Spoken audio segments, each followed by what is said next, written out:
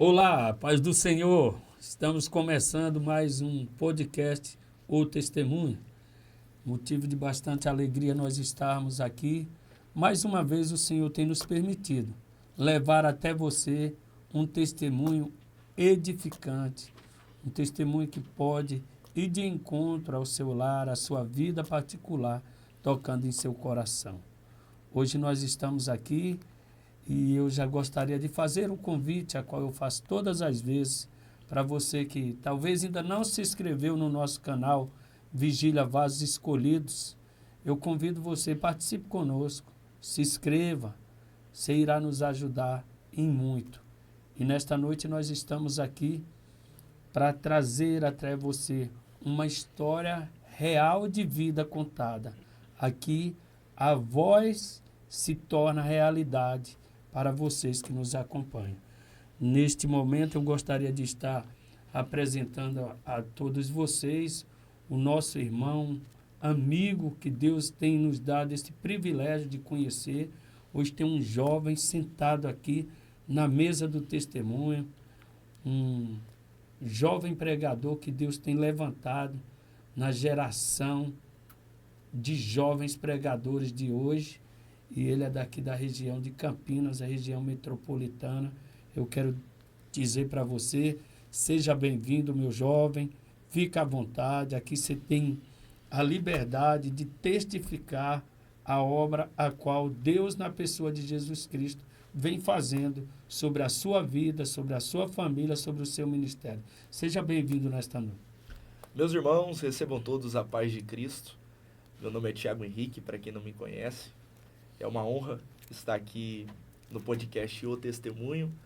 Quero louvar a Deus pela Vigília Vasos Escolhidos e já confirmar minha presença dia 29 de março. É isso, né, Valdo? Isso mesmo. 29 de março estaremos ali pregando uma palavra de Deus. Gratidão a Deus pelo privilégio de estar aqui nesse podcast. Para mim é uma honra. Que alegria estar vindo a esse lugar aqui. Quero louvar a Deus pela vida do meu amigo presbítero Valdo. Muito obrigado.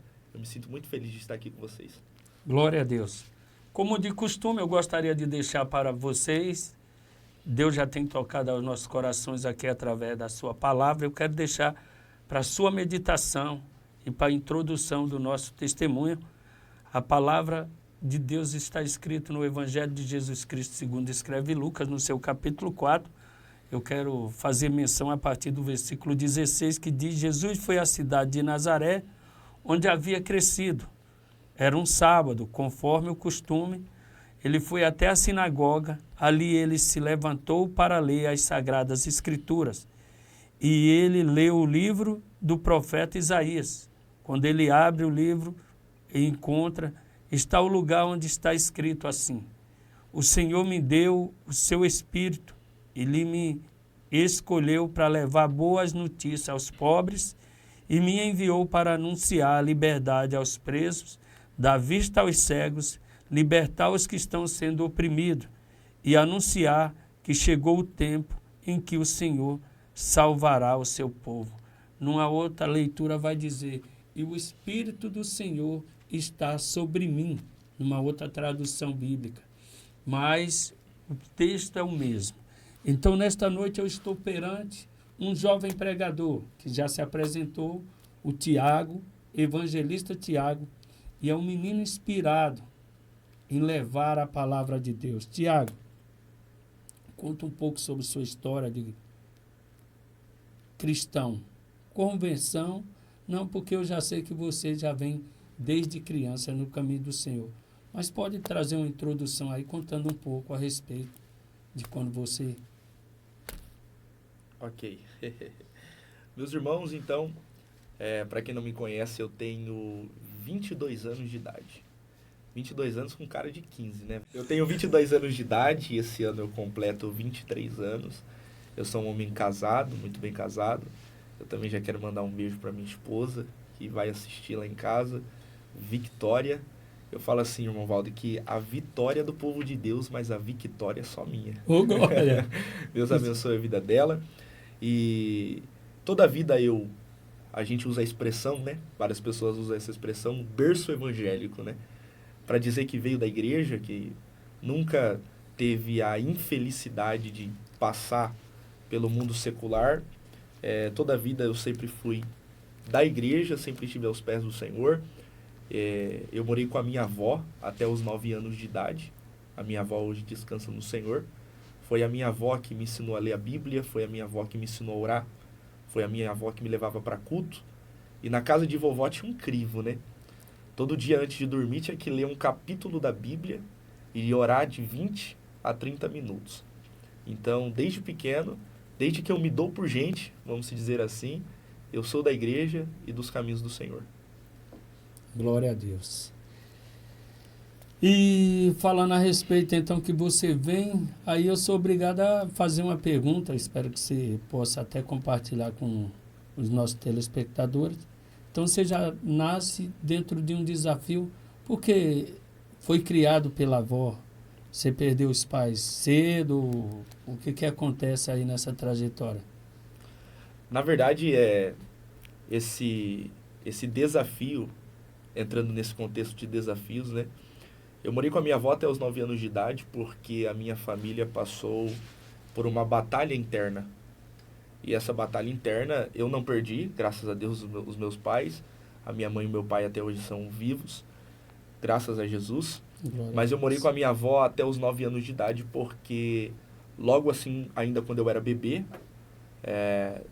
acho que até os 3 anos de idade, não me recordo muito bem, eu morei com a minha mãe. Depois, ainda quando eu era bebê, a minha mãe teve um desvio e foi presa, foi detida, e eu fui adotado pelos meus avós. Meu avô era caminhoneiro, viajava pelo Brasil, só aparecia em casa 1, 2 vezes ao mês, e morava só eu e a minha avó. Então eu morei com a minha avó até os 9 anos de idade por causa desse colapso que aconteceu. A minha mãe ter sido presa, então eu fui adotado pela minha avó. Aí quando eu completei 9 anos de idade, a minha avó foi acometida pelo câncer, faleceu. E depois daí eu fui morar com a minha mãe, depois dos 9 anos de idade. Sim. Então sua avó foi o preparo de Deus na sua vida infantil. Sim. Claro que a gente já passou essa geração, mas só para citar, porque a gente está falando da Bíblia, está dando testemunho, e o testemunho principal a gente sempre coloca no centro a obra redentora de Jesus Cristo. Você entra num contexto aqui, enquanto você fala, pensando aqui sobre o menino Samuel. Conta a sua primeira experiência aí, Tiago, com Deus assim. O texto que eu li, Jesus está falando que ele recebeu do Senhor o Espírito, que lhe deu o Senhor para pregar aos oprimidos, libertar os cativos, os enfermos e anunciar a salvação ao povo. Você é um menino pregador da palavra de Deus, creio eu que já ganhou muitas almas para o reino através da palavra. Uma experiência. Você lembra que Samuel, ele tem uma experiência com Deus. Se não me engano, por 3 vezes o Senhor vai chamá-lo, Samuel. Só que ele também estava do lado ali do profeta Eli, né? Então Deus sempre vai colocar alguém do nosso lado para a gente ter experiência. E você começa a ter uma experiência, ainda menino, mas seu entendimento, conta aí para nós a experiência que você começa a ter com Deus, porque você já foi ensinado pela sua avó. Sim. Como eu disse, até os 9 anos de idade, né?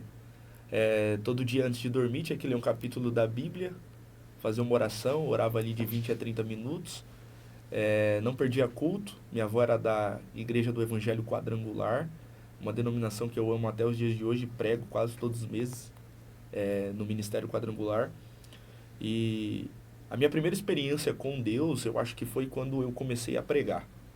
Tanto é que isso já era uma profecia profetizada pela boca da minha avó. Todos que chegavam em casa, ela dizia, esse menino quando crescer vai ser um pastor. Esse menino quando crescer vai pregar a palavra. Na simplicidade dela, ela ainda profetizava. Ela dizia, esse menino há uma unção sobre a cabeça dele. E eu creio, ela falava assim, quando eu morrer, eu posso até não ver, mas um dia Deus vai cumprir a promessa e ele vai pregar o evangelho de Jesus. E a transição que eu comecei a pregar foi o período ali, a transição de 13 para 14 anos. Foi quando eu comecei a pregar. Eu lembro quando eu tinha mais ou menos uns 12 anos de idade, eu estava num culto naquelas igrejas pentecostal. Uma igreja mais ou menos 3x5 de comprimento e largura tinha a igreja. E eu recebi uma profecia, Deus tomou a boca do pregador, apontou para mim e disse assim, esse menino, Deus fará um pregador do evangelho, levará ele sobre as nações, o Brasil será pequeno para o que Deus fará sobre a vida dele. Aí ele apontou para mim e disse assim, hoje Deus derrama sobre ti uma chama. E assim, depois daquele dia, eu falo que tudo na minha vida mudou. Despertou em mim a vontade de orar a Deus, a vontade de se consagrar, a vontade de estudar, a vontade de se dedicar a Deus. Tanto é que, a partir dos 12 anos de idade, a minha vida totalmente mudou, Valdo. Tanto é que hoje eu me tornei, assim, pela misericórdia de Deus, referência para vários jovens. Certo. Pelos estados, pelas cidades que nós passamos, graças a Deus. E quando me perguntam isso, eu sempre tenho oportunidade, quando eu tenho a oportunidade de contar, eu falo isso. Que a partir dos 12 anos, a infância mudou. Porque os amigos que eu tinha estavam, tipo, soltando pipa, jogando bola, na rua, brincando. Não, com 12 anos eu já estava dentro do quarto, de joelho dobrado, com a cara na Bíblia, orando e dizendo, Deus, me faça um pregador do Evangelho.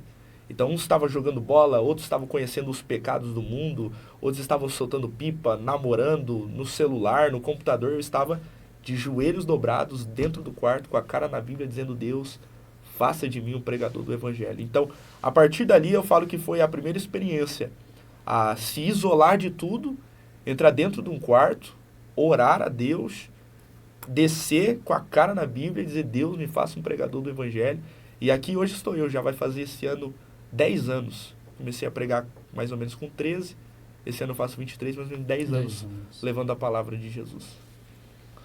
Eu falo para vocês, geralmente a gente traz irmãos aqui para testificar, mas é sempre diferente, é igual culto, a gente vai, Deus trabalha de uma maneira sobrenatural, que o culto, eu vou falar da vigília Vaso Escolhido. Não é do mesmo jeito. A gente diz bem assim, nossa, vai... É totalmente diferente. O agir de Deus é sobrenatural. Uma vigília após a outra. E a gente temos o Tiago aqui, que louvado seja Deus pela vida desse jovem pregador, que ele não veio, não criticando, porque eu estou dentro da palavra, ele veio anunciar aqueles que viviam oprimidos pelo pecado, pelo vício, nas drogas e etc. Mas o menino já veio ali igual o profeta Samuel. Ana fez o voto com Deus e colocou ele lá na casa do Senhor e o menino deslançou. Mas ser cristão, ser evangélico, é desafiador. Você concorda comigo? Com certeza. Até porque muitos vão dizer bem assim, poxa, mas já veio ali, então já está... O temor existe, a palavra de Deus e tudo. Mas e os obstáculos que surgem na vida, igual sua, como um jovem pregador? Como se esquivar, como vencer esse obstáculo, Tiago? Diz aí para nós. Entrando nesse assunto, é um assunto muito bom, né? Um assunto muito edificante para a gente entrar aqui como base introdutória, falar acerca de desafios. Se a gente for usar a expressão desafio, nós vamos ter que falar de batalhas, certo, de guerras, vamos para cima, de lutas. E tem exemplo? Com certeza. Sua e na Bíblia. Falando acerca de batalhas, sim, antes de falar na minha vida, vou falar acerca do próprio Davi. Vamos lá. Falando acerca de Davi, os maiores desafios na vida de Davi, ou melhor, o maior desafio na vida de Davi, a maior batalha na vida de Davi não foi uma batalha externa, mas foi uma batalha interna. Em toda a vida de Davi, em todo o cunho biográfico que nós temos na Bíblia dele, algumas batalhas são destacadas, falando acerca de Davi. E dentro dessas batalhas, a maior guerra, a maior batalha e o maior desafio na vida de Davi não foi uma batalha externa, mas foi uma batalha interna. Se nós fôssemos olhar para a vida de Davi, segundo a Bíblia, ele derrotou o urso, batalha externa. Ele derrotou o leão, batalha externa. Ele derrotou Golias, batalha externa. Ele venceu até as perseguições do próprio Saul, batalha externa. Mas em uma batalha ele não teve êxito. E essa batalha não foi externa, foi uma batalha interna. Quando ele desejou Betseba, adulterou com ela, matou o esposo dela. Davi foi bom para derrotar gigantes externos, mas não foi bom para vencer os desafios e as batalhas internas que ele carregava. Porque os maiores desafios e as maiores batalhas e guerras não são as externas, mas são as internas. Porque tem gente que é bom para vencer as guerras externas, mas não tem êxito e não tem vitória nas guerras internas. E dentro desse contexto, eu acho que assim, o maior desafio, a maior guerra, a maior batalha que todo iniciante, eu vou falar para o nosso lado, Sim. o lado do pregador, o maior desafio eu acho que vem da área familiar. Porque todo pregador, sem exceção, ele sempre vai passar por uma falta de afeto familiar, por uma falta de credibilidade familiar. Tanto é que, quando eu comecei, Valdo, eu já comecei no ministério itinerante. Então, ali, 13 para 14 anos, eu já comecei a ter as minhas primeiras viagens por algumas cidades do estado de São Paulo. E as maiores batalhas vinham do lado familiar, por exemplo. Falta de credibilidade. Eu acho que todos já passaram por isso e vão passar. De pessoas da própria família desacreditar e dizer, mas vai viver do quê? Vai chegar onde? O que vai ser na vida? Vai estudar, vai mandar um currículo, vai trabalhar. E sempre a chama dentro de mim acesa, dizendo, não, Deus falou que eu vou ser um pregador do evangelho. Eu não tenho para onde correr, eu não tenho para a direita ou para a esquerda, eu vou ser um pregador do evangelho. Então, quando eu era mais novo, eu não conseguia entender isso. Eu entrava dentro do quarto, chorava, dizia, Deus, mas o Senhor falou que eu vou ser. Meu pai não acredita, minha família não acredita, meus tios não acreditam, zombam de mim, diziam para minha mãe, esse menino é louco, esse menino é fanático. Porque, como eu falei aqui, a minha infância mudou de uma forma radical. Sim. Porque quem é guiado por Deus, a forma de vida, o estilo de vida vai mudar. De uma forma drástica, de uma forma radical. Por exemplo, como eu disse aqui, os meus amigos estavam soltando pipa, jogando bola, conhecendo os prazeres da carne. Eu estava dentro do quarto, eu orava 6 horas por dia de joelho. Eu lia a Bíblia, minha Bíblia era toda rabiscada, estudava, chorava com a cara na Bíblia. E a minha mãe e a família diziam, esse menino é louco, esse menino é fanático. E esses foram os maiores desafios, a falta de credibilidade familiar. Só que quando eu entrava dentro do quarto, a chama que estava dentro de mim era como se uma voz me dizia, talvez as vozes da terra te desanimam, mas a voz do céu já disse que você vai ser um pregador do evangelho. Então esse acho que foi o primeiro desafio assim na caminhada. Embora já teve muitos outros, mas esse acho que foi o primeiro que todos passam. Certo. A gente é desafiado e às vezes a gente se entristece com algo que acontece. Já aconteceu no seu ministério de você um dia trazer a palavra de Deus e alguém chegar depois no seu ouvido, um enviado do capeta, e falar... Até o câmera ali deu risada. Mas falar a respeito, você está lá, soa, pregando, entregando a mensagem, aí vem um camarada lá que o ministério do itinerante é o mesmo ministério que Jesus Cristo sofreu. Vai ter fariseus, vai ter saduceus, vai ter escriba. Você já passou por essa, de um camarada chegar e você lá, sabe, entristece Com mesmo, certeza. esfria? Com certeza. E aí, como que é?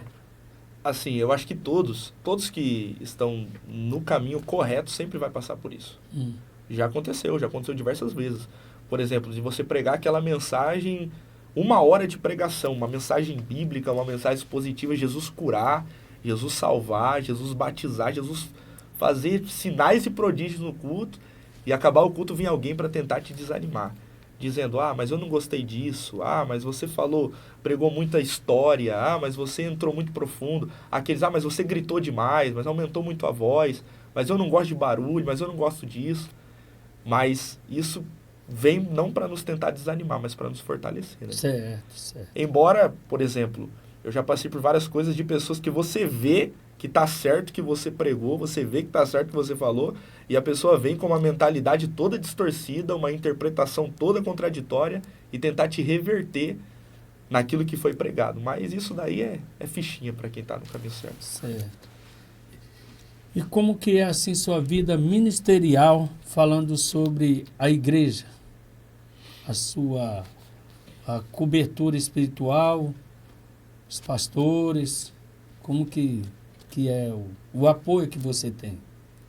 Ser itinerante, primeiro que não é fácil você se deslocar de uma cidade para outra. Daqui a pouco eu vou até perguntar para você, daqui a pouco você responde qual foi a primeira cidade que você saiu fora do estado de São Paulo, mas sobre a cobertura espiritual que você... Assim, nós congregamos na Assembleia de Deus Ministério de Madureira, né? Que é a Debras, campo de Santa Bárbara do Oeste. Nosso pastor-presidente é o pastor Daniel Malafaia, pastora Laís Malafaia.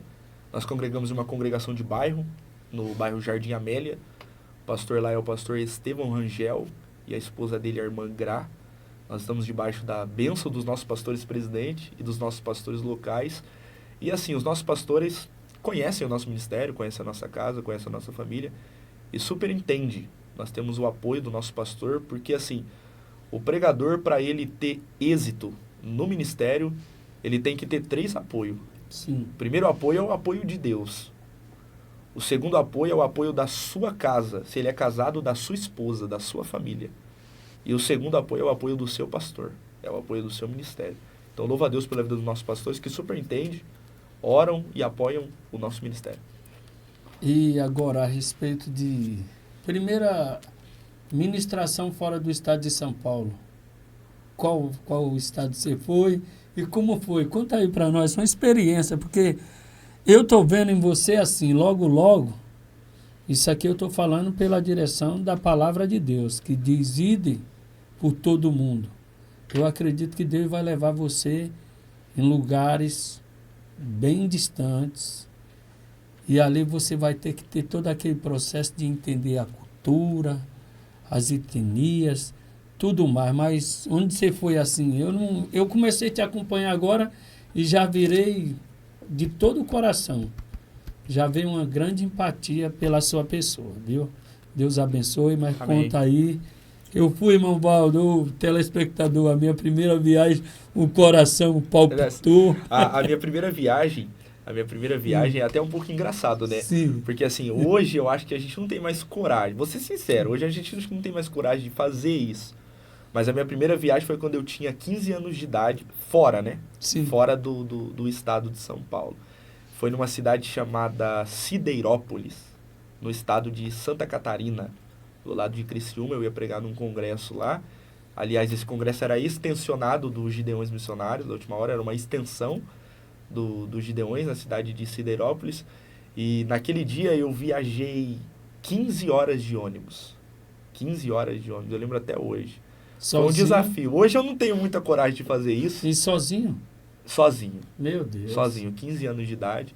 E assim, no começo, assim, até a minha mãe dizia, menina, eu vou mandar alguém com você, eu vou com você. Eu falava, não, fica tranquilo, eu vou sozinho e Deus vai fazer grandes coisas lá. Eu lembro que eu peguei o ônibus ainda no Tietê, na rodoviária de São Paulo, e viajei 15 horas lá para Santa Catarina, cidade de Sideirópolis. Foi uma benção, foi desafiador, né? É o começo, porque 15 horas para ir, 15 horas para voltar. São 30 horas de estrada. Assim, hoje, graças a Deus, às vezes nós vamos pregar, isso é um privilégio, né, que os pregadores têm, nós vamos pregar às vezes fora do estado, e a igreja tem a condição de comprar as passagens de avião para ir, para voltar, mas foi desafiador.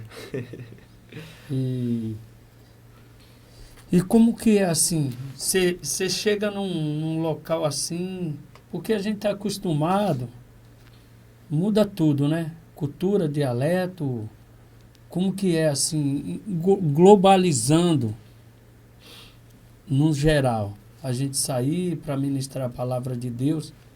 Fala aí, alguma experiência assim que você vê e fala, poxa, irmão, você é de Nova Odessa, você falou, né? Aí você faz esse deslocamento, vai lá, é sul, Santa Catarina é sul, né? Exatamente. Aí vai... O frio, talvez, a gente já está acostumado por aqui, mas o clima também é totalmente diferente. Tudo muda, né? Sim. São culturas diferentes, são pessoas diferentes, são grupos diferentes. Certo. Por exemplo, eu já tive o privilégio de pregar no sul do país, mas também já tive o privilégio de pregar no nordeste do país.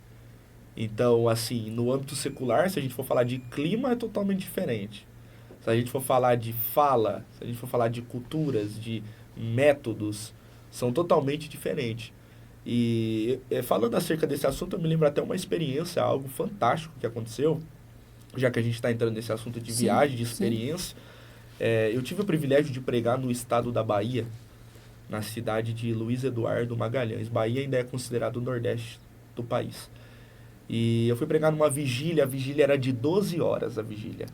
Isso assim, me impactou muito, né? Porque as vigílias daqui, da nossa região, a gente está acostumado, a vigília começa às 11, termina às 3, às 4. Lá não. Eles fazem uma vigília lá que são 12 horas. Começa às 6 horas da tarde e vai até às 6 horas da manhã. E no dia dessa vigília, eu fui viajar com a minha esposa, né? Nós pegamos um avião aqui em Campinas, descemos lá na cidade de Barreiras. O pessoal da organização foi buscar a gente, nos hospedou e disse assim, tal hora a gente vem buscar vocês. E quando eu saí de casa eu disse assim, Deus, eu quero viver experiências contigo, eu quero viver algo diferente, eu quero quando eu pregar eu ver sinais, eu vi algo acontecer. E nessa madrugada, Valdo, foi algo espetacular que aconteceu. Isso falando acerca de experiência, era 4 pregadores a vigília e eu era o último. Passaram para mim pregar 4h30 da manhã. Eu me espantei falando acerca de cultura, Sim. Uma cultura totalmente diferente. Porque às vezes tem gente que vai nas vigílias, a vigília Vaso Escolhido não, que é uma vigília boa pelo que eu acompanho, mas tem muitas vigílias que o pessoal não aguenta ficar 2 horas. Quando dá 1h da manhã, o pessoal já vai embora. E naquele dia eu preguei. 4h30 da manhã, tinha crente cheio do Espírito ainda naquela igreja. Aí passaram para mim pregar, eu peguei o microfone 4h30 da manhã. Quando eu comecei a pregar, li um texto, comecei a introdução da mensagem. Com 15 minutos de mensagem, parece que o céu abriu na igreja, desceu uma glória, era gente sendo batizada. Fazia tempo que eu não via aquilo, gente caindo arrebatada, gente sendo cheia do poder do Espírito Santo. Tinha uma mulher que aparentava ter mais ou menos uns 40 anos. Ela estava assim na penúltima fileira da igreja. Uma glória tomou aquela mulher e ela começou a pular e falar em línguas estranhas. De repente, uma veia da perna dela estourou, começou a vazar sangue. Sim. Encher de sangue o chão assim da igreja. E aí o pessoal começou a ficar desesperado, tal. Começaram a falar, para a pregação, vamos orar. Uns querendo levar ela para o hospital. Ela olhou para mim e disse assim, pregador, isso daqui não foi nada de mal. Tinha gente dizendo, está repreendido, não foi nada do diabo, não foi nada de mal. Deus. Foi o próprio Deus que me curou aqui. Ela disse para mim assim, pregador, faz anos que eu não pulava, não caminhava, não corria porque eu sofro de trombose na perna. Mas quando eu entrei nessa madrugada, eu disse, Deus, se o Senhor está aqui, me cura aqui hoje nessa madrugada. E a mulher saiu andando normal. Ela disse assim, a veia que estourou, eu sou enfermeira. Ela até disse assim, eu sou enfermeira e eu entendo de todo o processo. Jesus me curou aqui hoje, pelo poder da palavra dele. Então essa experiência do outro lado do país, do outro lado de casa, marcou muito meu coração, assim como entre outras que às vezes a gente passa, prega, ganha almas, vê testemunhos. Já aconteceu de vezes da gente chegar e pregar e voltar lá depois de 5 anos e a pessoa dizia, ó, naquele dia eu pensei em parar, naquele dia eu pensei em me matar, mas depois de ouvir a mensagem que Deus colocou no teu coração, hoje eu tô crente, hoje eu sou casado, hoje eu sou de família. Glória a Deus. Então, assim, são experiências que nos edificam e nos motivam a prosseguir. É o evangelho que liberta os cativos e oprimidos. Olha aí que bênção. Então, os desafios. Mas você tocou num ponto legal para a gente fazer uma abordagem aqui, Tiago. Que ano foi esse aí que você foi pregar lá na Bahia? Acho Lembra? que foi não faz muito tempo, foi em 2022, acho que foi. Sim, mas vamos... Não, 2022 e 2023. Vamos entrar aqui mais numa profundidade a respeito, então, desses dons de curas, maravilhas que Deus...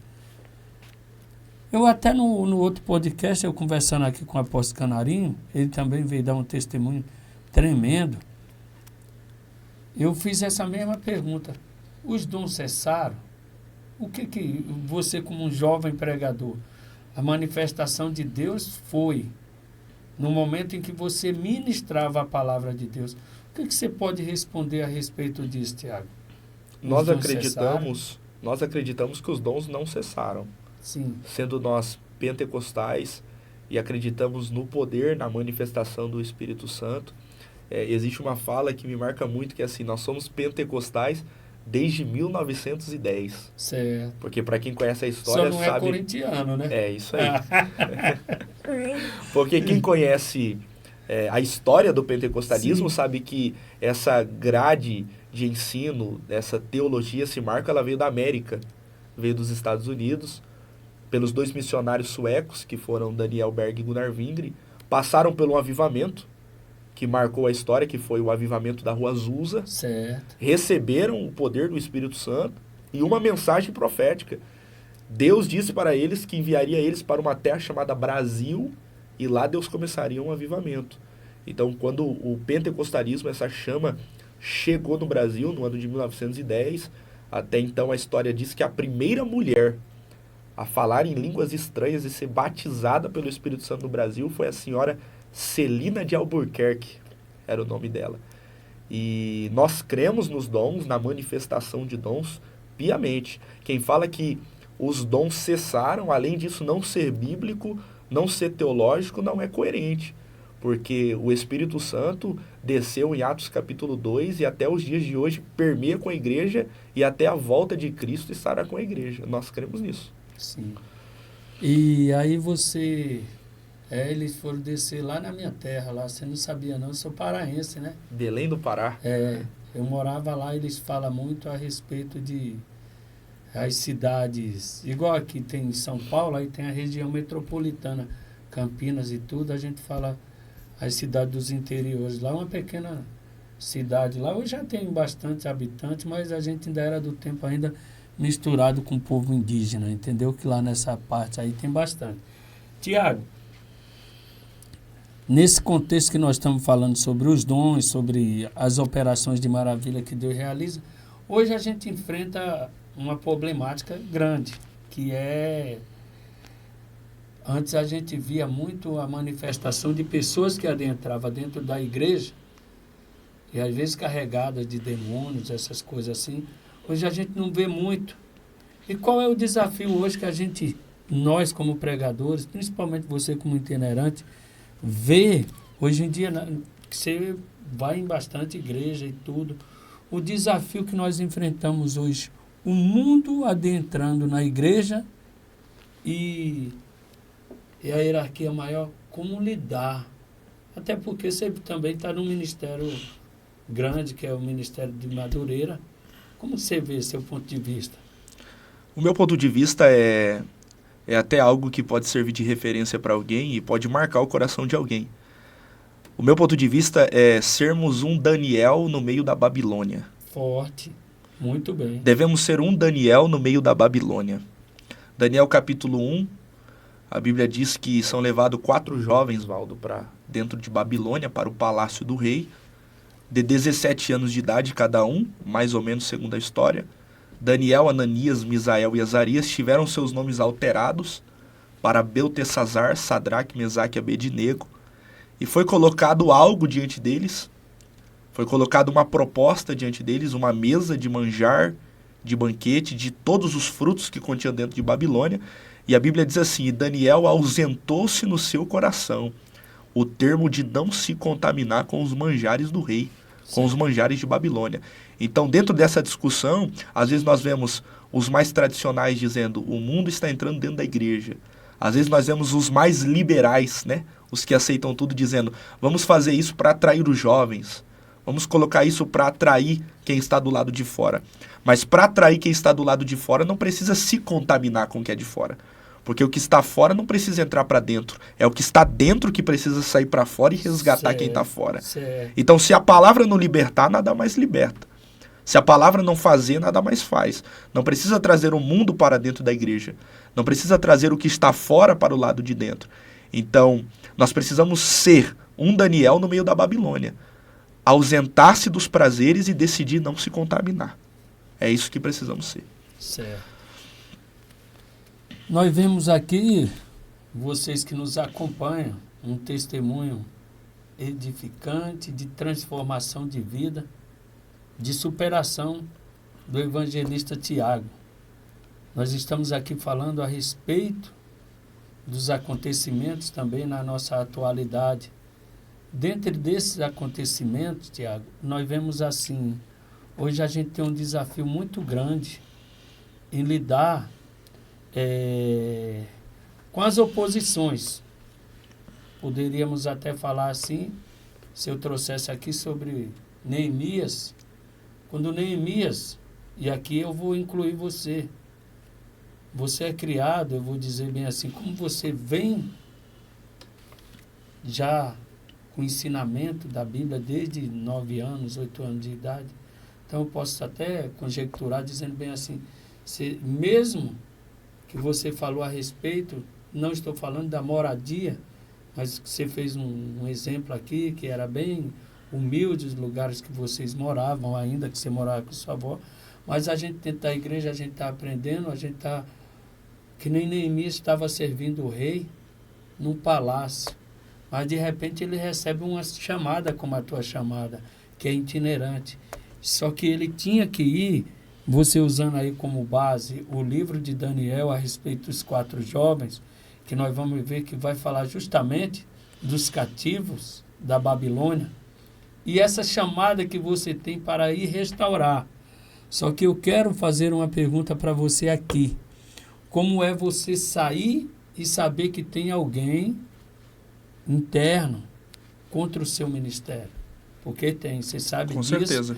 Se ajunta o espírito dos invejosos, aquele que diz que ele não vai conseguir. Como que vocês lidam com isso? Se a gente for contextualizar uma palavra, seria pressões, né? Sim. Como lidar com as pressões? Exato. Como lidar com as pressões em meio ao caminho, em meio à caminhada do evangelho, em meio ao ministério?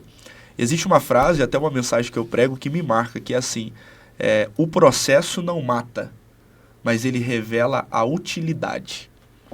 Se nós fôssemos olhar para a Bíblia, eu vou usar aqui alguns elementos para tentar explicar isso daqui. O processo não mata, mas ele revela a utilidade. A azeitona, quando ela era prensada, não era para descartá-la, mas era para revelar a utilidade dela. Porque para o azeite ser extraído dela, ela tinha que ser prensada, tinha que ser esmagada. Então o processo não mata, mas ele revela a utilidade. A uva, que era o produto que produz o vinho, para o vinho ser produzido, ela tinha que ser prensada, processada. O figo, que é utilizado na Bíblia como pasta para curar ferida, como remédio, para ele ser extraído o melhor dele, ele tinha que ser pisado, prensado. Então, o processo, as pressões não matam, mas ele revela a utilidade. Nós vemos isso na pessoa de Jesus, olha o maior exemplo, na pessoa de Jesus e na pessoa de Judas. A pergunta foi, como lidar com as pressões? Certo. Não foi isso? Isso. Lembra de Jesus e Judas? Judas traz Jesus por 30 moedas de prata. Quando chega em Jesus, a Bíblia diz que ele dá um beijo na face de Cristo. E na cultura judaica existia 3 tipos de beijo. Beijo no rosto era dado em sacerdote. Beijo nas mãos era dado em profeta. Mas beijo nos pés era dado em rei. Ele dá um beijo na face de Cristo, mas o beijo que ele dá é um beijo da traição, é um beijo de falsidade. Judas dá beijo para trair. Só que Jesus, como que ele reage em meio a essa pressão, em meio a esse desafio? Já sabendo que Judas é o traidor, Jesus não abriu a boca para murmurar, Jesus não abriu a boca para xingar, Jesus não abriu a boca para menosprezar Judas. Ele olhou para Judas e disse assim, ó, amigo, por que tu fizeste isso? Isso é muito forte, Valdo. Sim. Porque o caráter de traidor de Judas não altera o caráter de amigo de Jesus. Como Jesus lidou com as pressões? Chamando Judas de amigo. Porque o importante não é o que fizeram comigo. O importante é o que eu faço com o que fizeram comigo. É assim que devemos lidar com as pressões. O importante não é o que vem de lá para cá. O importante é o que vai daqui para lá. Porque se alguém falou mal de mim, eu não vou reagir falando mal. Eu vou reagir chamando de amigo. É isso que Jesus nos ensina. O caráter de traidor de Judas não altera o caráter de amigo de Jesus Cristo. Como lidar com as pressões? Como lidar com os processos? É entender que o importante não é o que fizeram comigo. O importante é o que eu faço com o que fizeram comigo. O importante não é o que veio. O importante é o que vai. É como eu vou agir em meio às pressões e em meio àquilo que vem para me derrubar. O caráter de traidor de Judas não altera o caráter de amigo de Jesus Cristo. Muito bem. Experiências, convivência grandes testemunhos. E um versículo que impacta você assim. Um versículo que você tem, que você fala bem assim, poxa, dentre os 66 livros da Bíblia, esse versículo, ele toca o profundo do meu coração. Conta para nós aí, que eu tenho o meu, mas conta aí o seu. Eu falo assim, a história ou o período, o texto que eu mais amo, que mais me cativa da Bíblia, não é esse que eu vou citar, mas só vou fazer um paralelo. É sobre a cruz de Cristo. Forte. Eu sou fascinado sobre a cruz de Cristo, sobre o sacrifício de Cristo, sobre o sangue. Quem me vê pregando sabe que eu prego muito sobre a cruz de Cristo, sobre o que Cristo passou na cruz, no Getsêmani, o processo doloroso da cruz. Mas eu falo assim que a mensagem que mais marcou o meu coração até os dias de hoje, e eu já ouvi muitos testemunhos de lugares que passei que marcaram eles também, é a vida do profeta Ezequiel. Porque existem 3 pontos que me chamam a atenção na vida de Ezequiel. O primeiro ponto é quando Deus fala com ele. Existem 4 profetas que são marcados no cativeiro babilônico, né? Certo. O cativeiro babilônico é um divisor de águas na Bíblia. O primeiro profeta é Jeremias, que foi o anunciador do cativeiro. O segundo profeta é Daniel, que interpretava sonhos e visões no palácio. O terceiro profeta é Abacuque, que canta no capítulo 3. E o quarto profeta é Ezequiel, que traz a esperança no meio do vale. Só que existem 3 pontos aqui que me chamam a atenção. Primeiro ponto, quando Deus leva Ezequiel para a Babilônia, a história diz que ele está com aproximadamente 25 anos de idade. Há quem diga que ele perde o seu pai, perde a sua mãe, e ele é colocado na beira do rio Quebar. Exato. Na beira do rio Quebar, para quem conhece, é cantado o Salmo 137. Junto aos rios de Babilônia, penduramos as nossas harpas no salgueiro. Alguns dos babilônicos diziam para nós, cante para nós hinos que vocês cantavam em Sião. Olhávamos para eles e dizíamos, como cantaremos, estando nós longe de casa. O primeiro ponto que mexe com o meu coração na vida de Ezequiel é o que Deus fala com ele no cenário desfavorável. Porque com 25 anos, Deus joga ele na beira do rio Quebar e ele não está sozinho. Há quem diga que era mais ou menos 10 mil judeus que estavam na beira do rio Quebar. Sim. E no ano 586, Deus abre o céu para falar com ele. E Deus fala assim, filho do homem, põe-te de pé, e eu falarei contigo. Só que existe uma lição aqui, Valdo. E isso mexe com o meu coração, é muito forte isso daqui. Sim. Porque o cenário é desfavorável, é Babilônia. Certo. É contexto de pecado, de idolatria, de guerra. O povo está chorando, o povo está na miséria, o povo está cativo. Só que Deus olha para ele no capítulo 2, verso 1 e diz, filho do homem, põe-te de pé e eu falarei contigo. Só que o problema está aqui. Tem uma colônia de judeus que colocaram as harpas no salgueiro. Tá um olhando para o outro e está dizendo, eu vou cantar para quê? Se o momento é de crise. Eu vou dar glória para quê? Se a gente está no meio da Babilônia. Eu vou adorar a Deus para quê? Se tudo está dando errado. Só que Deus olha para Ezequiel e diz, filho do homem, levanta. O que Deus estava dizendo para Ezequiel? Ezequiel, você não é igual a todo mundo. Enquanto eles colocaram as harpas no salgueiro, você levanta. Enquanto eles desistiram, você levanta. Enquanto eles pararam de adorar, você levanta. Enquanto eles retrocederam, você levanta. É Deus dizendo, você não é igual a todo mundo. Eles retrocedem, você levanta.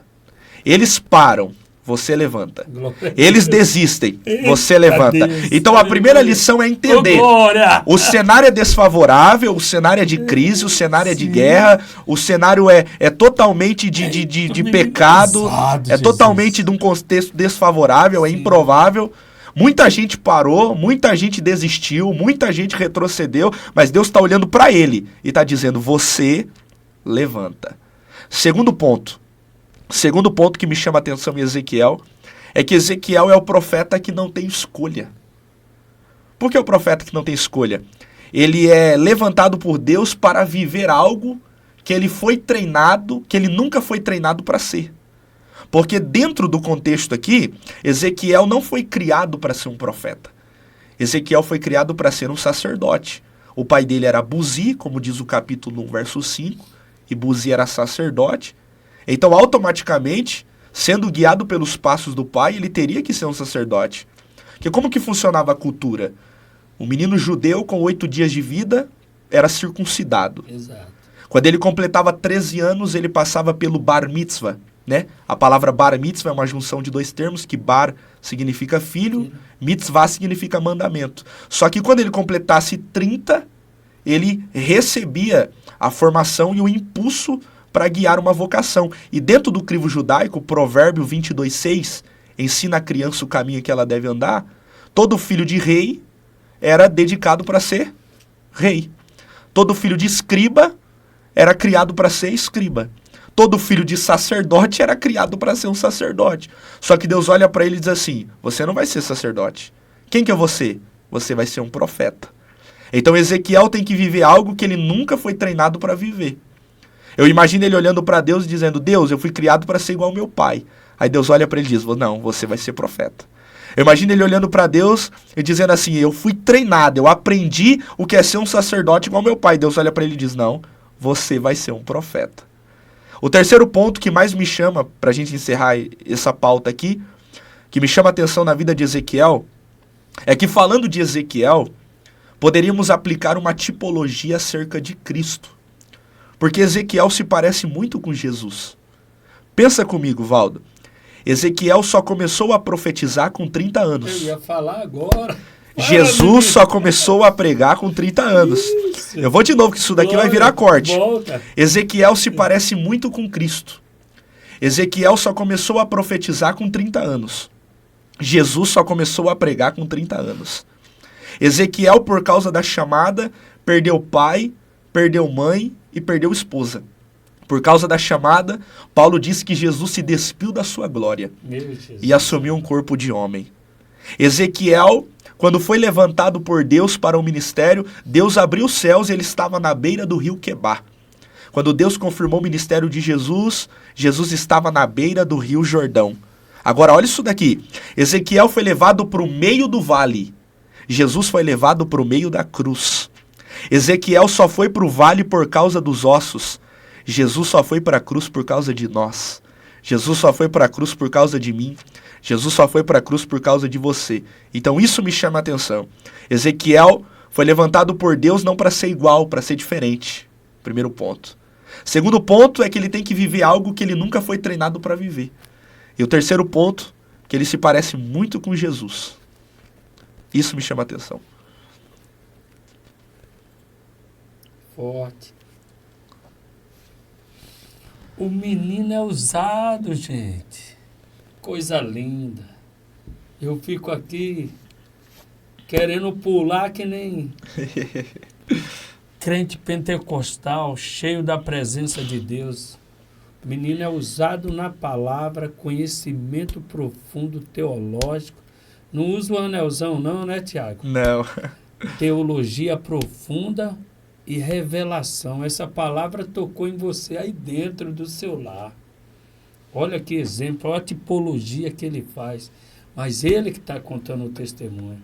Tiago, estou impressionado, mas estamos chegando ao fim dessa gravação, mas prometo que dia 29 de março, você que segue o Tiago, que acompanha ele, assim como eu também, eu convido, ele também gera o convite para você, depois lá na rede social dele, dia 29 de março, o Tiago estará na 26ª vigília dos Vasos Escolhidos aqui na cidade de Hortolândia.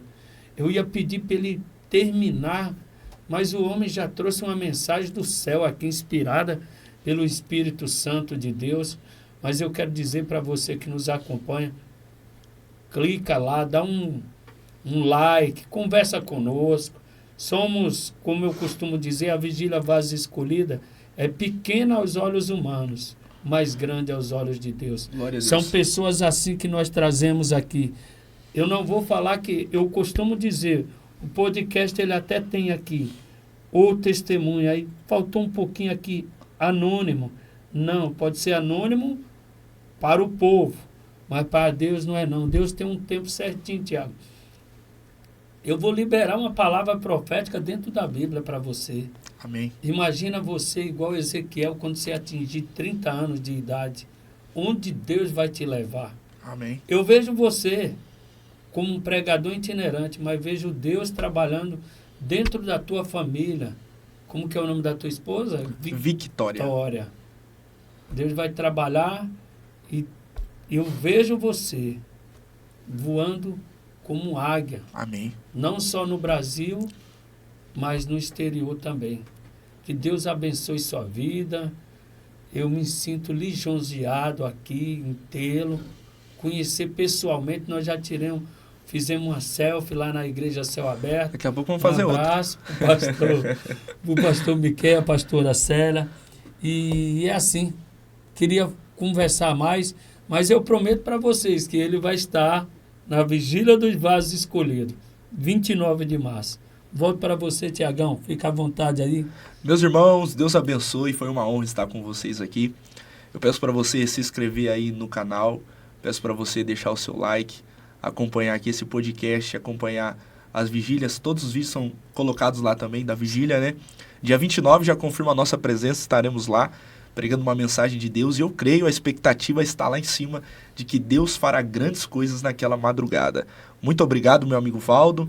Deus abençoe toda a equipe. É sempre uma honra. Se precisar de nós, estamos à disposição de vocês.